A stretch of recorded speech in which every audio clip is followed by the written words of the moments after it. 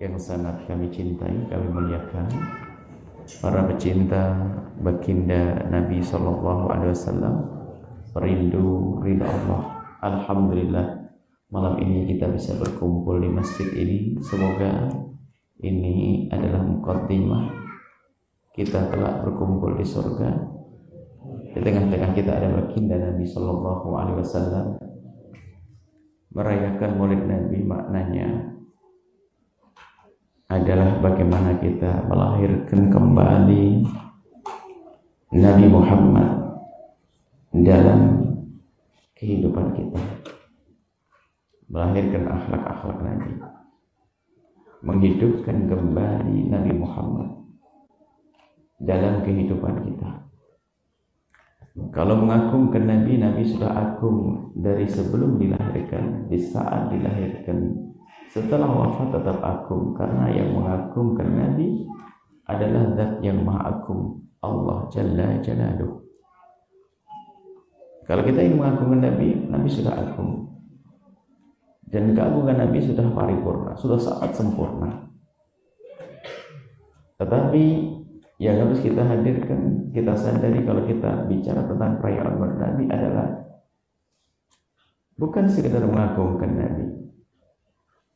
Bicara tentang cinta ke Nabi bukan sekedar mencintai, akan tapi bagaimana kita benar-benar menghidupkan Nabi dalam kehidupan kita. Tanda cinta kepada Nabi adalah menghidupkan cara hidup Nabi dalam kehidupan kita. Disebutkan dalam suatu riwayat, supaya tahu betul kita merayakan Maulid Nabi kita apa sih maksudnya. Ada satu riwayat dari baginda Nabi, Nabi menyebutkan bada'ad-dinu ghariban. Agama itu mula-mula gharib, tidak dikenal, asing dan aneh.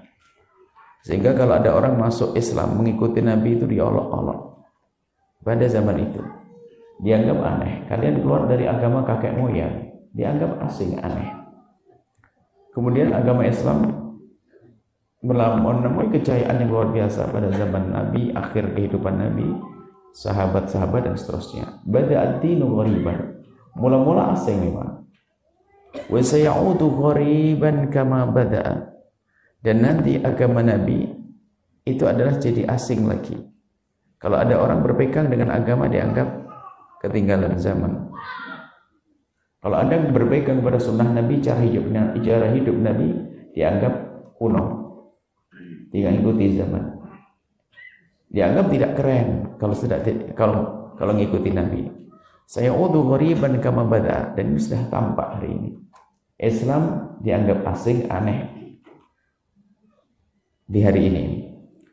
Tuba lil ghuraba. Lalu ada kabar gembira dari baginda, tuba, beruntung orang-orang yang aneh-aneh itu, yang dianggap aneh. Tuba lil ghuraba.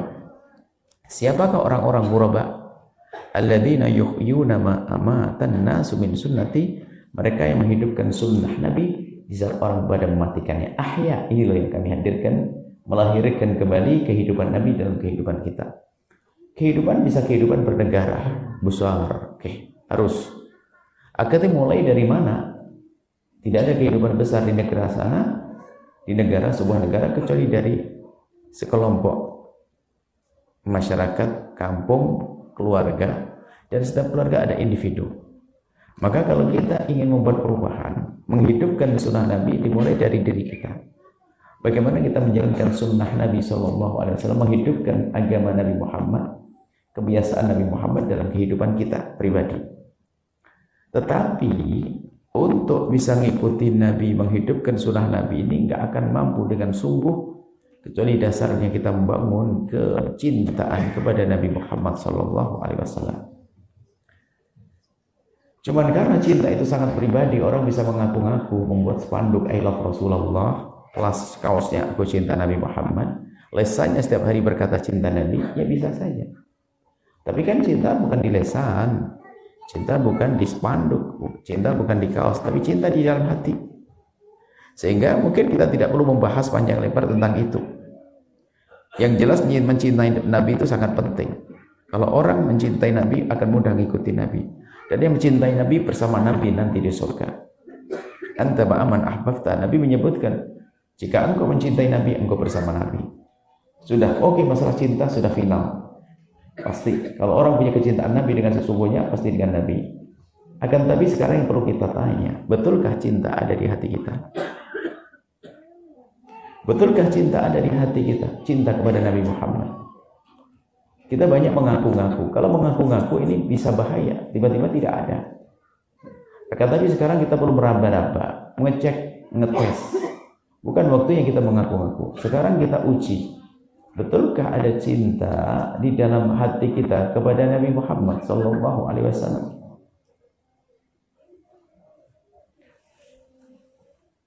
Nah ini kita perlu uji. Bagi yang handphonenya lampunya nyala, mohon dimatikan biar yang pakai handphone merekam handphone lampu nyala. Ibu, biar saya bisa noleh situ. Sudah cukup. Jadi lampunya terlalu terang pakai lampu handphone. Baik, sudah Ibu, sudah selesai Ibu tadi, sudah cukup.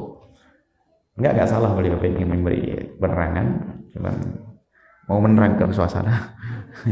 Enggak salah beliau. Baik, kita perlu menguji, dan sebetulnya ujiannya juga enak kok. Menguji betulkah cinta Nabi ada pada kita, lihat dalam perilaku kita. Satu riwayat saja, yang sekaligus tidak akan kita jadikan dasar untuk membangun rumah yang indah. Kita pengen bangun rumah kita kepada Rasulullah, tapi nggak gampang loh ya. Bagaimana anak-anak kita, keluarga kita bawa kepada Nabi? Mereka bukan robot yang kita program langsung kita arahkan ke sana, tidak bisa. Mereka punya hati, punya pikiran, punya pergaulan bermacam-macam. Sehingga membawa anak-anak kepada Nabi ya tidak gampang dong. Maka kita harus mempersiapkan. Yang sekaligus persiapannya ini adalah ujian. Kalau memang betul ada cinta kita kepada Nabi Muhammad, ayo perhatian. Kalau kita lolos di ujian ini, bisa membawa anak-anak nanti. Apa ujiannya? Rumah, keluarga. Bagaimana Anda sebagai seorang istri kepada suami? Bagaimana Anda sebagai seorang suami kepada istri? Ini rumah. Nah ini yang terlupakan. Hari ini mungkin orang berbicara tentang bermacam-macam kebaikan. Mungkin nyekolahkan anaknya di mana, mau mondokkan anaknya di mana, tapi lupa rumahnya tidak dibenahi. Sehingga anak diam-diam rusak mentalnya, rusak akhlaknya, rusak pikirannya gara-gara keluarga. Tidak terbangun keindahan yang pada akhirnya anak pun susah diantarkan kepada kemuliaan. Jadi kita mencoba rumah kita sendiri. Lagi-lagi petunjuknya dari Nabi, khairukum li ahlihi wa ana khairukum li ahli. Sebaik-baik kalian adalah yang paling baik kepada keluarganya, dan aku adalah orang yang paling baik kepada keluargaku. Baik yang sesungguhnya. Jadi suami yang paling baik adalah suami yang baik kepada istrinya. Istri yang baik adalah istri yang baik kepada suaminya. Bapak ibu yang baik kepada anak-anaknya. Anak-anak yang baik kepada bapak ibunya. Nah, ini perlu satu renungan sekaligus kesadaran. Renungan untuk sadar. Begitu pentingnya masalah ini. Mari kita, maulid kita melahirkan Nabi di rumah kita. Menghidupkan Nabi di rumah kita. Keluarga kita. Ya, petunjuk dari Nabi, jadilah Anda suami yang terbaik. Suami yang baik bagi istri Anda. Jadilah Anda istri yang baik buat suami Anda. Untuk apa nanti setelah ini? Untuk menjadikan rumah kita rumah yang layak huni bagi anak-anak yang akan tumbuh dan berkembang. Hari ini ada orang tidak peduli tentang pendidikan anak. Sepertinya pengen menginginkan anak yang soleh, soleha, anak yang baik. Tapi di rumahnya dirusak oleh perilakunya dia. Dan perilakunya halus. Perilakunya itu halus, tidak disadar. Dan dia merusak diam-diam. Coba kita baca hari ini. Kalau memang tergolong ini Anda perusaknya, tinggal sadar saja kok. Allah Maha Kasih. Ayo sekarang merenungi. Pastikan rumah Anda ini ikuti petunjuk Nabi. Pastikan rumah Anda rumah yang di dalamnya tidak ada perendahan kepada pasangan. baik merendahkan yang sifatnya dengan lisan atau dengan perilaku.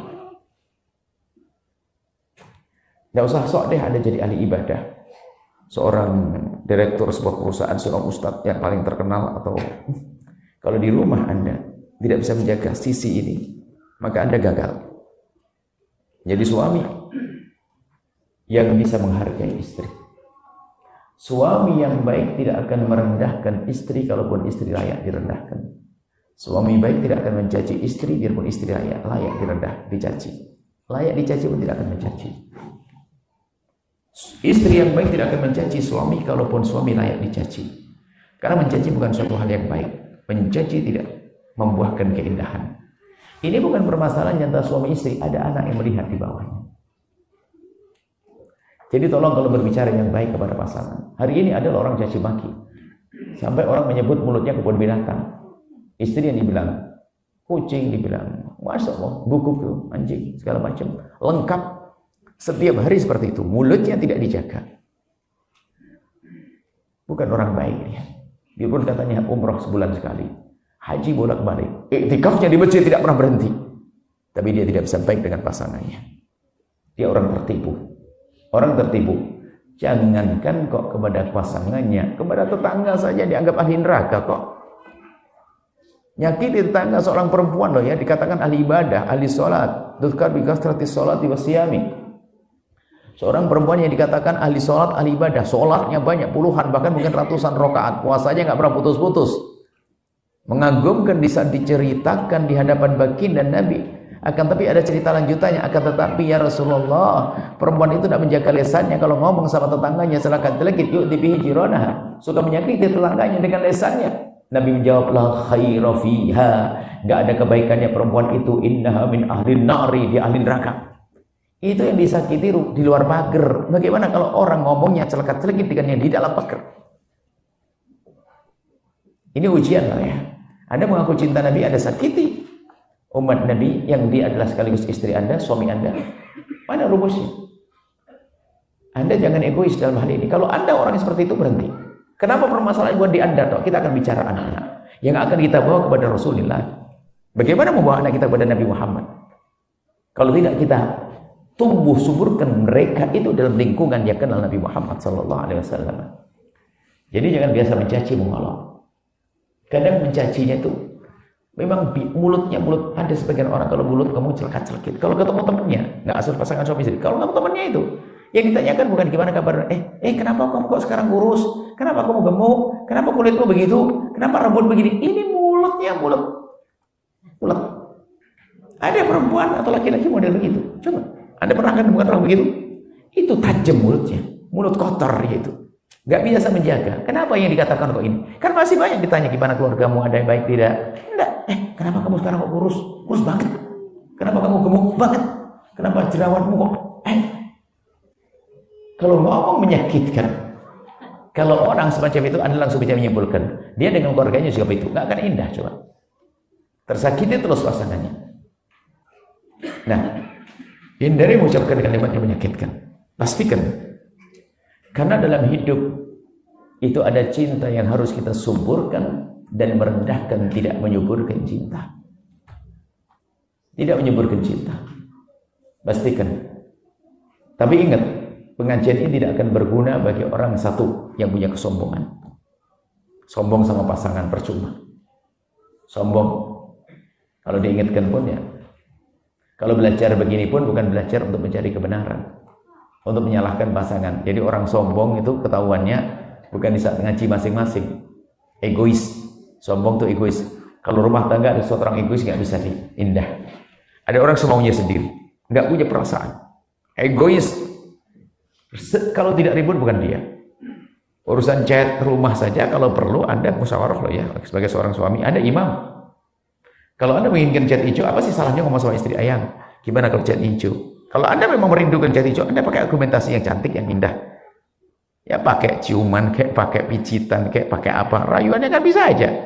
Pokoknya harus hijau. Salam. Tidak menarik orang begitu. Harus hijau pokoknya. Saya mau hijau-hijau. Itu istrinya akan patuh bukan karena kagum, tapi patuh karena takut, karena dia adalah jadi monster pakai kopiah putih. Bukan sebuah kebaikan, percaya. Sama, seorang perempuan Masya Allah, kadang-kadang kalau sama pasangannya luar biasa, ngomongnya ya itu tadi. Andalan orang sombong, jadi sombong nggak berguna. Kalau sombongnya suami kadang tampak, kalau diingatkan sama suami istri, ngeder meja, diam sombong, atau keluar banting pintu.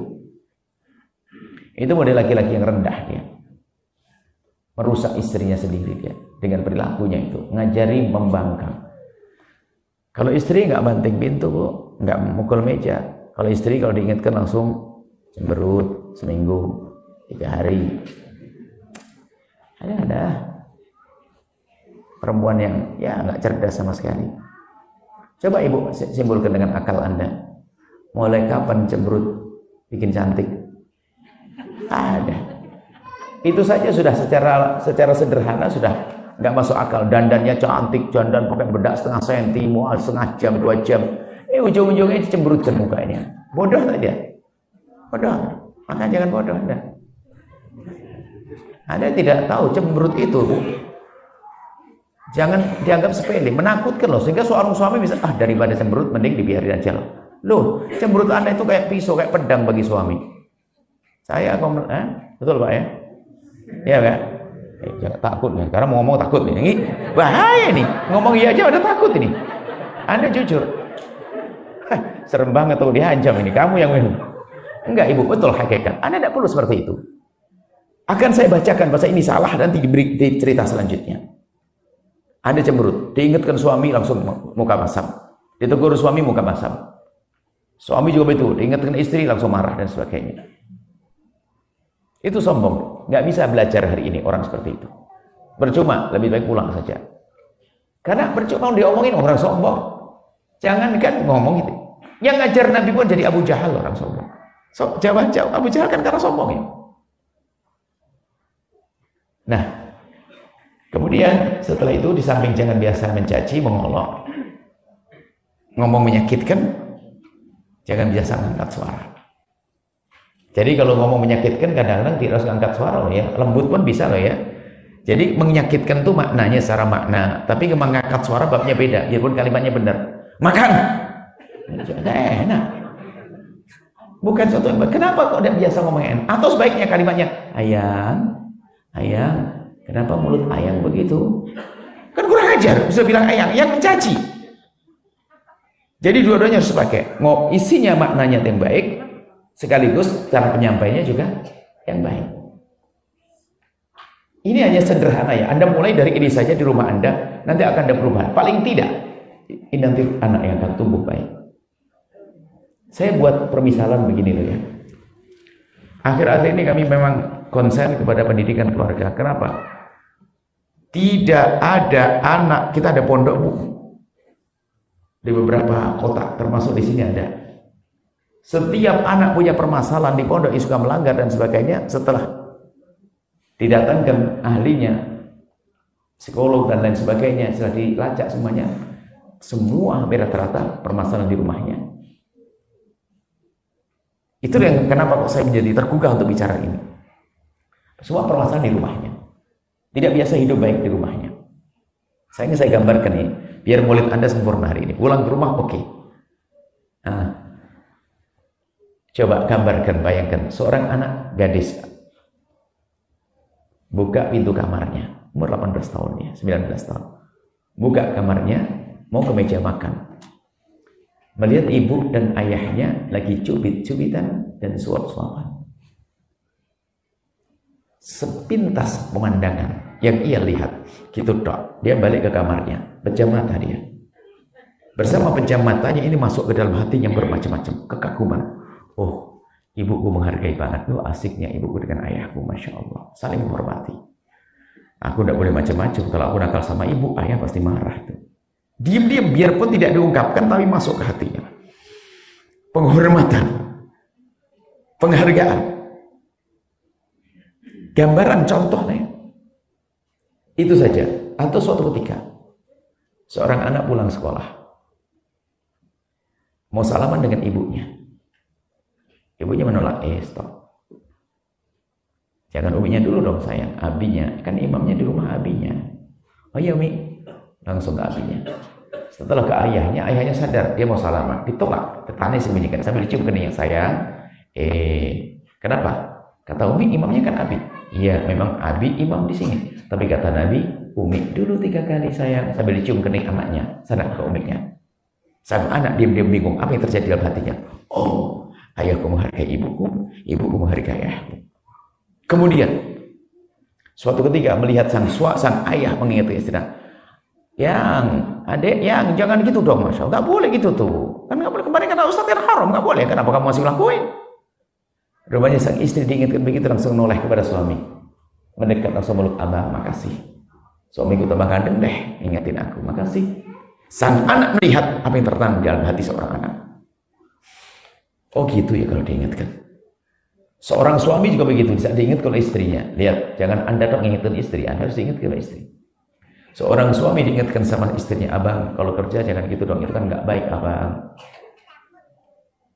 Masa sampai malam abang, terus gini-gini. Sang suami langsung berkata kepada istrinya sambil mengecup keningnya, sayang, makasih. Ingetin abang, tambah cantik deh.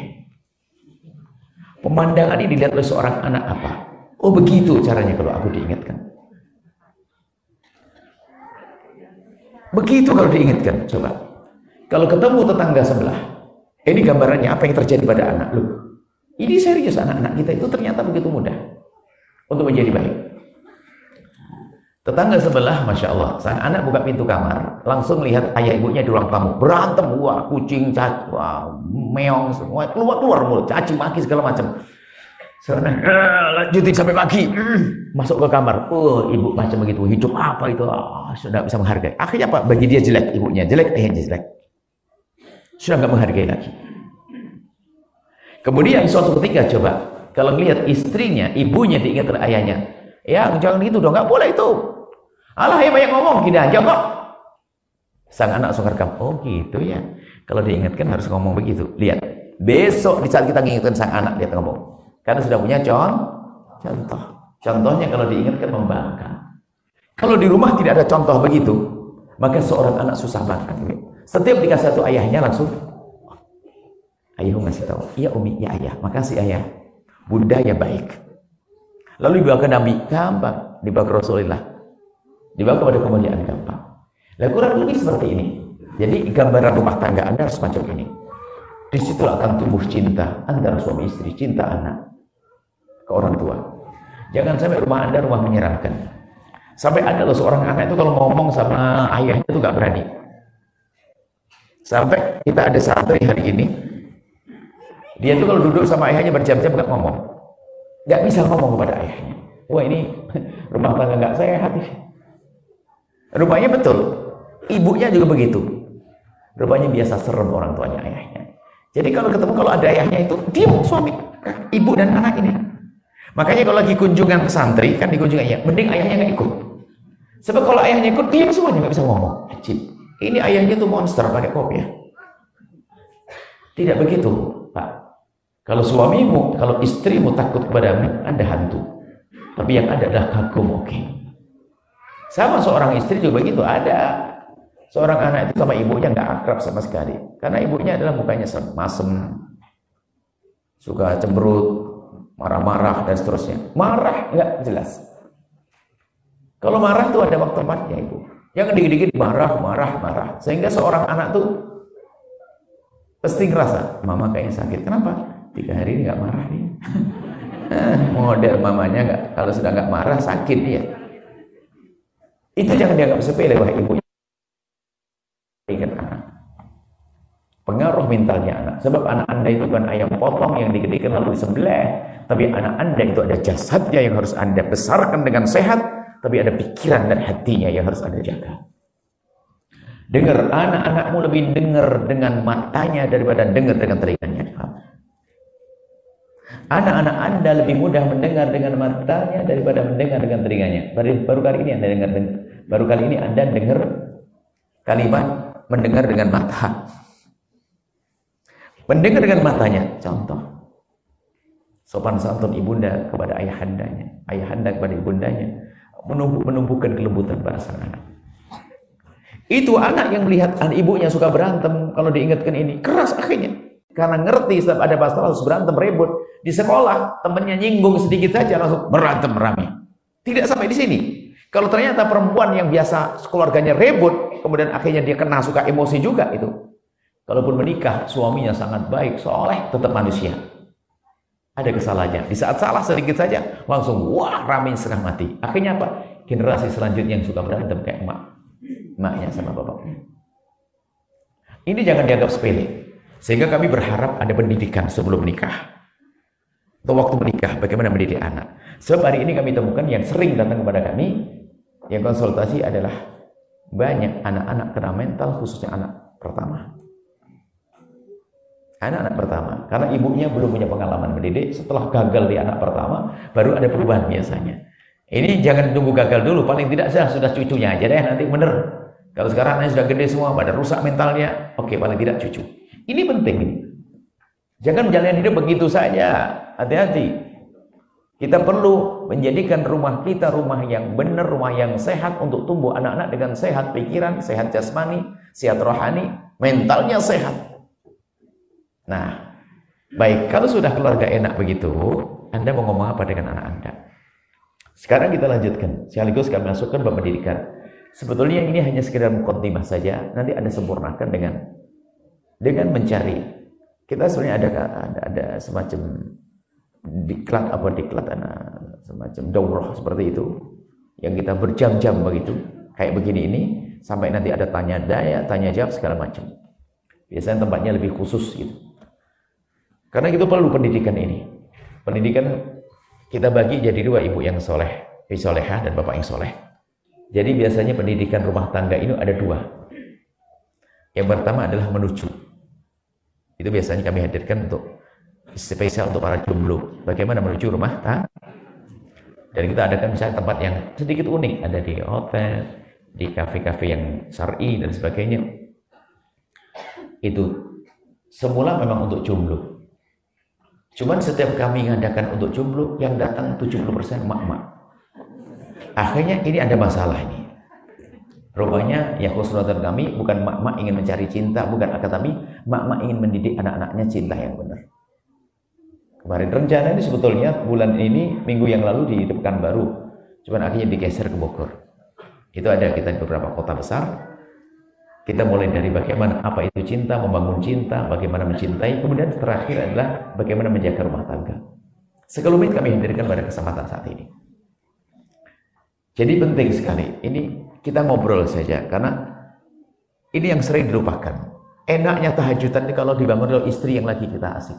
Kalau Anda lagi mesra dengan suami, Anda bangunin suami, nggak bisa nolak dia. Iya ya, masih di kamar mandi ketiduran lagi. Yang penting nggak marah dia.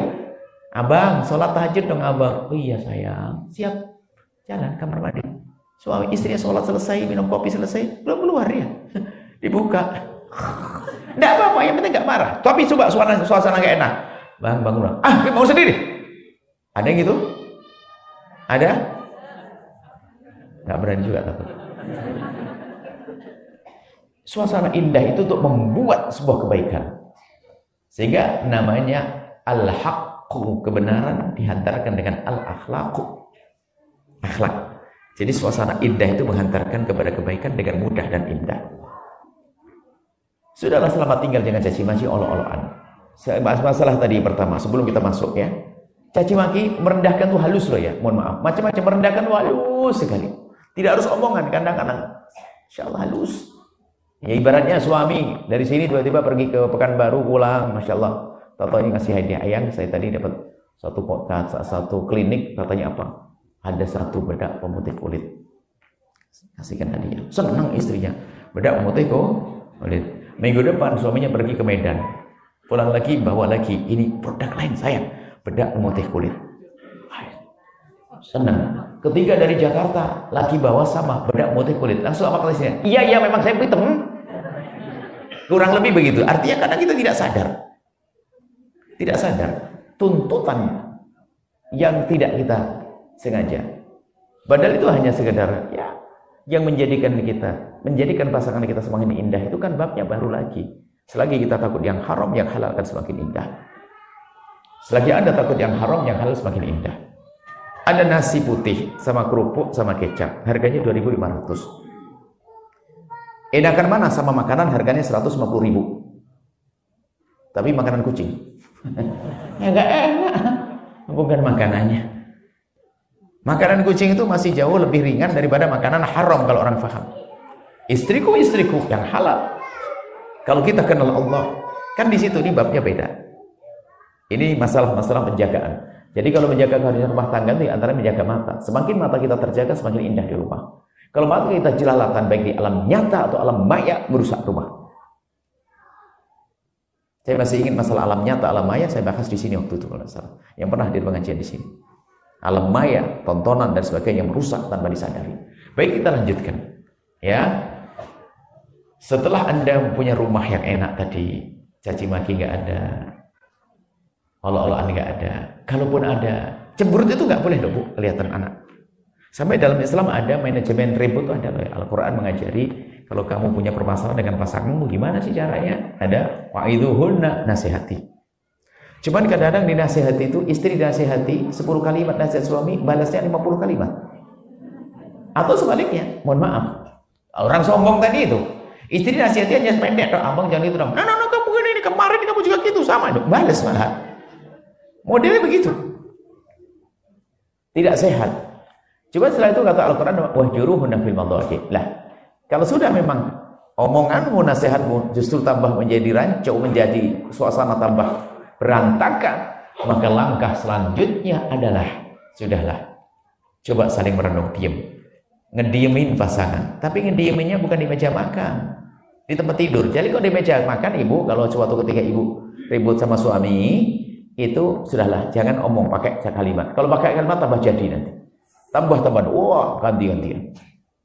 Nah, tapi ngediemin jangan di meja makan. Kalau di meja makan jangan Anda menampakkan perselisihan Anda dengan pasangan depan anak. Cuma kadang-kadang ini perempuan yang Masya Allah ini luar biasa, katanya sekolahnya tinggi. Tapi anak diajak dicurhatin tentang ayahnya. Tahu enggak kamu? Ayahmu dari waktu kamu dikandungan loh ya. Masya lama-lama jauh banget ini. Allah, ini perempuan apa ngajari kebencian kepada ayahnya? Kalau ada, apalagi yang mohon maaf sudah mantan cerai. Wah, ini kadang-kadang diajak permusuhan. Kalau seorang istri telah mengajari anak perempuannya, anak lakinya benci kepada ayahnya, maka sukses sang ibu mengantarkan ke neraka. Karena sang anak pasti nggak bisa berbakti kepada ayahnya. Jika seorang ayah menanamkan kebencian kepada anaknya, kepada ibundanya sendiri, maka sang ayah sukses mengantarkan ke neraka. Mungkin terjadi perceraian, tapi tidak boleh anak diajari masuk neraka. Mungkin berkata gini, sayang, kamu tahu ayahmu kan? Iya, ma, tahu, ma. Gini-gini, oh tidak, stop, nggak boleh ngomongin ya sayang. Saya hanya tanya dong. Iya, tapi ayah memang ini. Iya, saya stop. Kalau memang ayahmu begitu, biarkan didoakan, semoga Allah beri hidayah. Coba ingat, kamu anak mama. Kamu berjanji, suatu ketika kamu kalau sukses, kamu yang memuliakan ayahmu. Digitui malahan. Di samping itu diam-diam sang anak jatuh cinta, hebat umiku. Digitukan ternyata masih baik hati. Banyak makna yang masuk ke hatinya. Kurang lebih seperti itu. Jadi jangan diajari permusuhan. Baik, ngomong jelek nggak perlu, ngomong kasar nggak perlu. Setelah itu apa? Rumah indah. Keluarga yang indah. Keluarga tidak caci maki, nggak ada olok-olokan, tidak ada ngangkat suara. Termasuk ngangkat suara itu subhanallah nular ya. Mohon maaf. Kalau suami marahan, istri pasti ke bawah. Biarpun dimarahi, dan dimarahi orang lain. Istri suka marah, suami ke bawah. Ibaratnya begini, istri lagi marah sama pegawai. Suami ada di sampingnya. Nggak mungkin suami nggak ikut-ikut marah. Sebab kalau nggak ikut marah, dia pikir ngegrup ke dia. Akhirnya, iya gimana sih? Pasti begitu, pasti. Ke bawah-bawah. Kalau juga dia diam, apa kok diam sih? Kenapa? Nah ini pasti ada. Perasaan paling tidak nular. Kemudian suasana menjadi panas. Sehingga semula yang suka marah hanya suaminya tok, istrinya ke bawah esok hari. Setelah suami istri sering marah, anak. Sehingga suasana keluarga. Sebab ada keluarga temperamen, suka marah, warga emosian. Suka emosi. Ini karena kebiasaan jelek tadi ada di dalam rumah tersebut. Baik, kemudian jika sudah rumah biasa, jangan biasa ngomong kasar.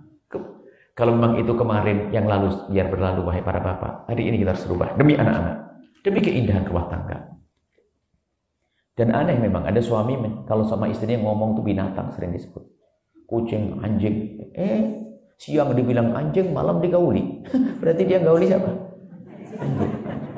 Itu masih lumayan. Ada lagi ibu-ibu bilang suaminya anjing, besok minta digauli. Berarti minta digauli sama anjing. Mohon maaf ini kalimat kotor, menyakitkan. Nah, kemudian sekarang kita perlu masuk. Nah, kalau sudah begitu mulai kemana anak-anak? Saya singgung saja. Paling tidak ini hal penting inti di saat Anda berurusan dengan keluarga, masalah itu. Kemudian masalah anak, keluarga. Biasakan hadir dalam kehidupan anak-anak Anda. Tolonglah, kita harus mulai membiasakan komunikasi yang baik dengan anak. Biarpun anak umur 2 tahun, tolong ajak bicara, ngobrol, biasakan. Jadi penting, kalau anak Anda pulang kuliah, seminggu sekali, sebulan sekali, karena di Pekanbaru, di Medan, sebulan sekali pulang. Tolong di saat dia ada di rumah, Anda harus punya kesempatan dengan dia. Anak-anak kecil Anda dengan dia. Anda ngobrol dengan dia, diskusi dengan dia. Hadir, jadi merasa bahasanya Anda dekat dengan dia. Nah, ada beberapa hal yang menjadikan anak itu tidak dekat biarpun di rumah. Banyak hal, ya mungkin karena orang tuanya tidak berusaha, tapi ada lagi yang menggoda. Segenggam alat handphone. Sebetulnya pembahasan masalah handphone ini panjang ya kisahnya. Cuman juga kami singkat di sini. Kalau bicara tentang kerusakan akhlak juga dari handphone. Akan tapi rusaknya anak jangan serta-merta sang anak itu disalahkan. Tapi bapak ibunya itu seperti apa dulu. Ini kadang-kadang yang menjadikan anak tenggelam dalam dunia maya itu bapaknya yang ngajari, ibunya yang ngajari.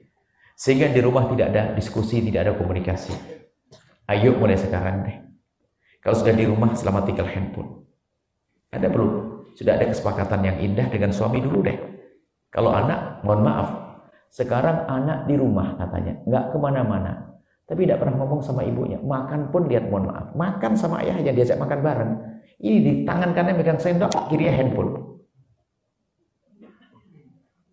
Ini nggak sadar tuh. Mana mungkin ngomong yang indah? Mana mungkin bicara tentang masa depan? Mana mungkin bicara tentang solusi problem permasalahan rumah dan keluarga? Nggak ada. Cuman anak ini juga jangan disalahkan. Bisa saja ibu bapaknya memang biasa. Sampai anaknya itu manggil mama, mama. Apa sih? Sudah begitu bentak lagi. Ibunya sibuk dengan handphone. Anda malu seharusnya megang handphone di depan anak-anak. Saya buang begitu. Anda harus malu. Anda sebagai seorang muslim. Di dalam keluarga indahnya kebersamaan perlu dihadirkan. Sampai mohon maaf Anda yang ahli masjid. Kalau sampai di rumah, kurangi sholat sunnahmu, kurangi baca Quranmu. Di saat ketemu dengan suami dan keluarga. Hari ini. Bukan seperti zaman dulu godaan nggak banyak. Hari ini, mohon maaf, anak masuk rumah bukan ketemu orang tuanya, masuk kamar dikunci loh ya. Ayo, kita mau ngetuk ngomong aja sudah hati-hati ibu ngetoknya pelan-pelan takut marah kan? Aneh. Ibu takut sama anaknya. Sudah makan belum? Makan belum? Kalau sudah seorang ibu takut pada anaknya, positif. Anak itu durhaka. Kalau seorang ibu takut bangunkan anaknya, takut pasti durhaka, positif. Kenapa? Tidak mungkin takut kecuali pernah terjadi apa-apa. Tapi sang anak mungkin nuntut, yang mulai siapa? Kan begitu. Baik, ini betul-betul perlu direnungi dengan serius. Nah, termasuk ibadah. Ibadah bagus, akan tapi mohon maaf lah. Termasuk dengan ceramah Buya Yahya, jangan di rumah Anda deh. Kalau lagi ada suami, nanti ada. Kalau ada suami, alasan. Jadi Buya Yahya bikin alasan nanti. Enggak. Mohon maaf sebagai guyonan juga. Artinya enggak ada perlunya Anda. Kalau mau mendengar sama-sama, menyaksikan ceramah sama-sama. Tapi kalau sendiri, suami di sana, istri di sana, sendiri-sendiri, tidak terbangun komunikasi yang indah. Obrolan yang baik. Nah, kalau sudah tidak terbangun komunikasi, terputuslah komunikasi. Sehingga anak memang lebih asik di dunia maya daripada di alam nyata. Ternyata hari ini anak-anak kita hidup di alam nyata itu berat. Di alam nyata berat, di alam maya, wow, sebentar aja dia dapat likes, dapat apa namanya, macam-macam ya. Sanjungan, pokoknya cari senyum gampang sekali. Ngomongkan sama orang tua, berjam-jam nggak ada likes, just nggak ada. Apalagi ibunya nggak ngerti pendidikan. Mohon maaf, hari ini zamannya zaman semacam, maka Anda harus membuat rumah Anda rumah yang indah. Handphone selamat tinggal. Kalaupun Anda ingin telepon suami dan sebagainya, Anda kasih contoh. Dedek, sayang, uminya mau telepon abinya ya, izin ya. Mikir anaknya, ibunya aja minta izin. Jangan setiap jam berjam-jam handphone begini ngomong sama anaknya gini. Ya, ada apa itu? Mohon maaf, malu. Hakikat kami sampaikan ini loh yang harus Anda sadari. Jangan rusak anak-anak Anda dengan perilaku Anda sendiri. Jangan dianggap sepele ini. Anda sendiri kewalahan kan kalau lihat anak pakai dengan handphone. Sebagian, kalau Anda tidak semuanya. Coba kewalahan anaknya pegang handphone sudah nggak pernah nyapa ibunya. Bibinya datang nggak ada, bukan kayak dulu akrab, pamannya datang akrab nggak ada. Salam aja suruh sama itu, paman datang nak, salam ya mi, salaman hilang. Sudah nunggu handphonenya nunggu. Sudah seberat ini kenapa kita tidak sadar? Kita mulai ke rumah kita. Suami pun mohon maaf, mungkin seorang direktur sebuah perusahaan. Perusahaan itu kerja di kantor, sampai di rumah, jangan langsung nyambut dengan laptop. Melanjutin kerjaan, katanya lembur. Enggak dulu, kalau memang harus lembur, bicara dulu yang enak sama istri dan minta izin. Sayang, malam ini Abi yang mau lembur ya. Biarpun lembur, Anda sisihkan waktu untuk selalu menyapa. Seperti Nabi itu jago ibadah, loh, senang ibadah. Iktikaf di masjid, tapi Nabi sering sekali menongolkan kepala mulia beliau ke keluar masjid karena istrinya Siti Aisyah head. Julurkan kepalanya. Hadis sahih, Nabi menjulurkan kepalanya, disisir oleh Siti Aisyah. Sebetulnya bahasa lain nyapa deh. Jangan hanya sok ibadah-ibadah. Ustaz tuh hanya di mimbar bukan di rumah. Ustaz sampai di rumah langsung. Kalau ngomong sama istrinya gaya ustaznya di bawah. Assalamualaikum wahai istriku. Apa kabar? Abi yang mau baca Quran 4 juz dulu ya. Sholat dulu ya. Ada ustaz apa itu nggak ada. Apa yang direktur langsung gayanya direktur perusahaan apa gitu. Kalau sampai di rumah bukan senyum dulu. Abah ntar dulu mau ya. Ini penting ini, prospektif. Ini lagi tadi gayanya tuh mukanya tuh muka, waduh, bikin nek. Anak dia bilang, kenapa tidak sendiri saya? Kasih, sayang sini. Hadir itu penting dalam kehidupan anak-anak.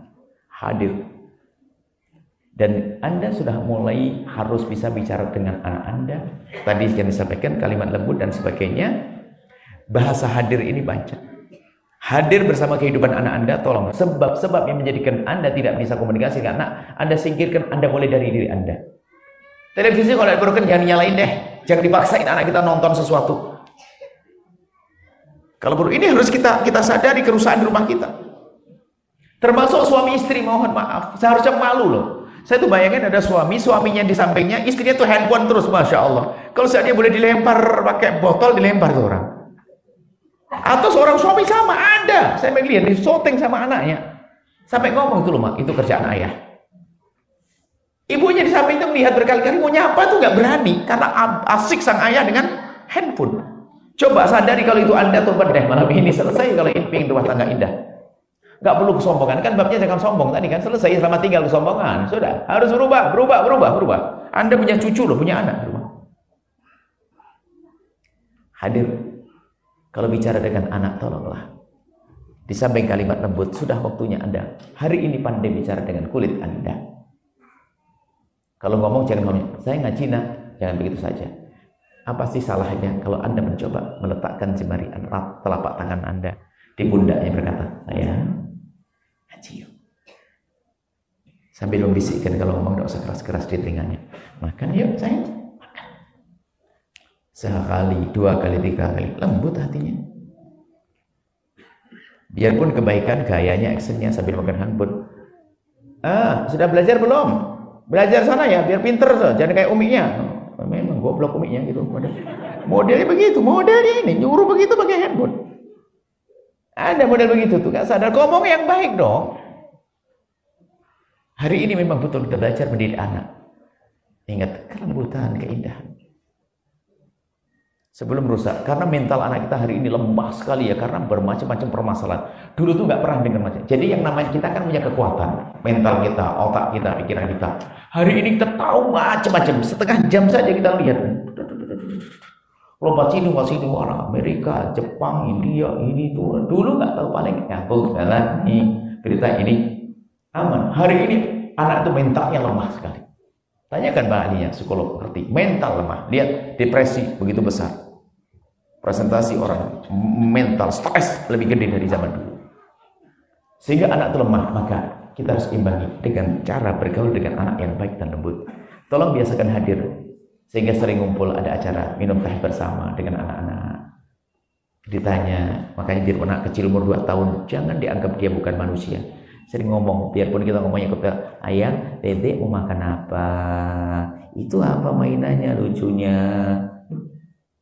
Sekarang ibu-ibu udah punya kesempatan, kasih handphone main sendiri. Ibunya juga handphone dan sebelahnya. Saya minta 2 handphone ke suaminya, 1 buat anak, 1 buat dia. Cakep. Dikasih juga sama suaminya. Sama-sama.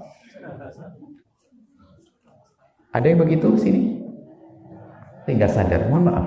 Saya serius, kami sampaikan serius. Mungkin pahit bagi Anda, tapi saya paham, akal Anda paham ini.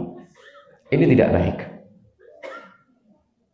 Kemudian setelah itu, jangan biasa patahkan mental anak-anak Anda dengan membanding-bandingkan dengan siapapun. Apalagi dengan saudaranya. Coba kamu kayak abangmu itu. Coba kamu kayak adikmu itu. Tambah dendam dia. Biasanya kita gagal didik anak pertama. Tak taunya anak kedua baik. Ini kadang-kadang, ini lanjutannya. Ini lanjutannya. Kalau sudah marah sama abangnya, coba kamu kayak adikmu tuh. Dia tersinggung dia. Diam-diam bukan sekedar dia marah sama ibunya, sama adiknya pun jadi gak senang dia. Awal permusuhan, awal rebutan waris. Jangan biasa bandingkan. Semuanya punya kelebihan masing-masing. Biasa membanding-bandingkan, kadang-kadang kita ini gak kuat pengen ngasih motivasi, tapi salah. Tapi bandingkan, tidak. Beri motivasi semuanya. Tolong jangan biasa banding-bandingkan, atau bahasa lain lagi menjadi tidak adil. Tidak adil berusak. Tidak adil itu berusak.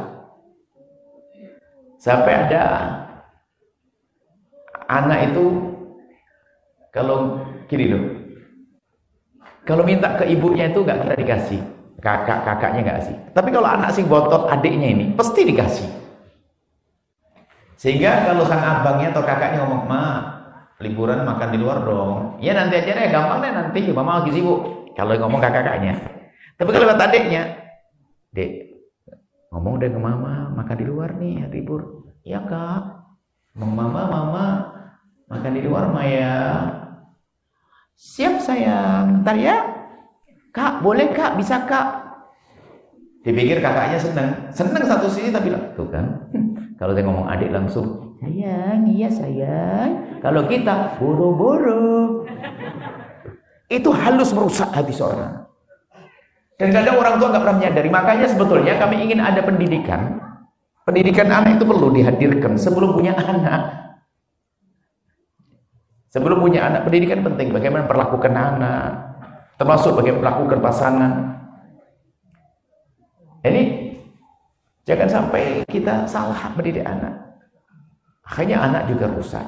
Kayak gitu. Kemudian setelah saya punya ibunda, alhamdulillah, ibunda kami tahu beliau orang termasuk keras. Tapi ternyata beliau adalah orang yang tidak pernah punya pendidikan, ilmu pendidikan. Tapi kami masih ingat, kita menemukan mengenyam pendidikan SD sampai SMP sebelum kita mondok. Setiap kami belajar, beliau punya kursi di samping kita. Di samping kita kursi, duduk di sini. Dan kerjaan beliau hanya melihat kita sambil ngupas-ngupasin kacang bakar, beton bakar atau beton itu isi nangka. Saya suka isi nangka itu kalau dipakai yang dari tanah itu loh, kayak bahan dari tanah, kayak sangrai gitu. Bukan sangrai beneran, karena tungku tradisional itu kan bara. Setelah itu kan jadi sisa api itu taruh tungku itu kan panas, beton. Hebat, gini-gini makan beton ya. Saya makan beton. Kalahnya sama orang Palembang makan kapal selam. Itu aja. Dan ibunda kami, masya Allah, kami ingat sudah wafat beliau. Di saat menemani kami itu, saya ingat kalau saya ibu semuanya kayak gitu kan enak. Keras beliau padahal. Tapi ternyata kekerasan beliau ditumpangi dengan cara beliau. Namun ibu, sesaat tangannya itu ngagetin kita di leher kalau kita lagi ngantuk. Makanya saya ngomong, ini indah sekali bagi seorang anak.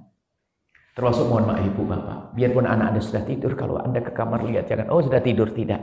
Anda pastikan dekat. Allah Maha tahu kalau Anda ingin dekat hati, didekatkan hatinya.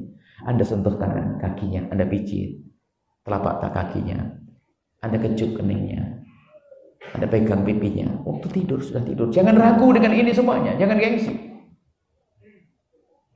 Kalaupun dia sudah tidur, rohnya akan merasa. Kalau dia malek, terkagum dia dengan ibundanya. Halo, setiap saat semacam itu. Kita perlu deh cara hidup yang enak deh. Jangan main bentar. Ya, jangan membanding-bandingkan. Itu bahaya sekali. Kalau Anda ingin memotivasi, menegur pun jangan bandingkan. Kalau menegur dia salah. Jangan langsung, jangan kayak, coba kayak abangmu. Kamu enggak, langsung. Abangnya dibenci. Banyak orang tua enggak kuat seperti itu. Baik, selanjutnya yang terakhir. Jangan patahkan anak-anak Anda di saat Anda ini. Jangan Anda hisap, Anda hitung semua. Dikit-dikit Anda salin. Kadang kita perlu membiarkan sedikit salah sedikit. Asalkan bukan pelanggaran syariat. Dalam makna lain, jangan patahkan anak Anda dengan kalimat yang mematahkan dia. Contohnya gini loh, gimana saya ngomong? Biasanya ada ibu misalnya, ibu itu ngajar anaknya. Kekuatan dia ibu. Kalau salah itu nggak sabaran. Ini loh. Kamu coba lihat ini loh. Enggak apa-apa ini loh, ini. Oh. Kekuatan. Itu tambah gak konsentrasi loh, Bu. Pak.